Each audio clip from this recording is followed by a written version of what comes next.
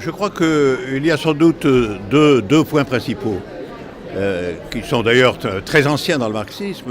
Le premier point, c'est de désigner quand même, de décrire minutieusement et de décrire la structure générale du mode de production et donc de l'organisation sociale contemporaine, d'en avoir donné la première description qui a pu être perfectionnée ensuite. Et le deuxième, c'est d'avoir lié cette description à l'idée qu'une transformation est possible. C'est-à-dire, au lieu de la décrire dans l'idée qu'elle est éternelle, il l'a décrite dans l'idée qu'elle comportait des contradictions internes qui faisaient qu'elle n'allait pas forcément et nécessairement se détruire, mais elle ouvrait la perspective d'une autre forme d'organisation économique et sociale. Alors comment on fait une fois que la dialectique est terminée, une fois qu'on est arrivé à la société sans classe ?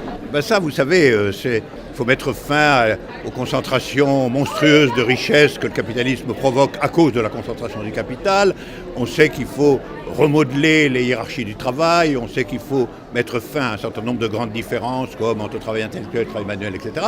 Dans les situations qui nous sont léguées par le capitalisme, il faut mettre en œuvre ces principes autant que faire se peut.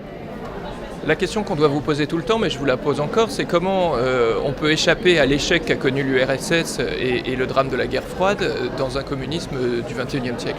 Je remarque tout de suite que ces deux entreprises ont été d'emblée marquées de points qui n'étaient pas conformes en réalité à l'orientation communiste générale. Le premier a été qu'elles se sont strictement déroulées dans des espaces nationaux, alors que Marx n'a jamais eu cette idée-là. Il n'a jamais eu l'idée du socialisme dans un seul pays.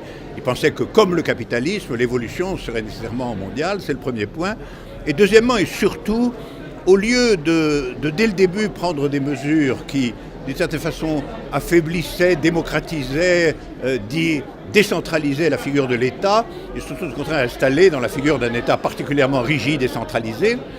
Et la raison en est, je pense, que les instruments qui leur ont servi pour prendre le pouvoir, dans des conditions militaires, ces instruments qui ont servi à prendre le pouvoir ne se sont pas avérés les instruments adéquats pour construire une nouvelle société.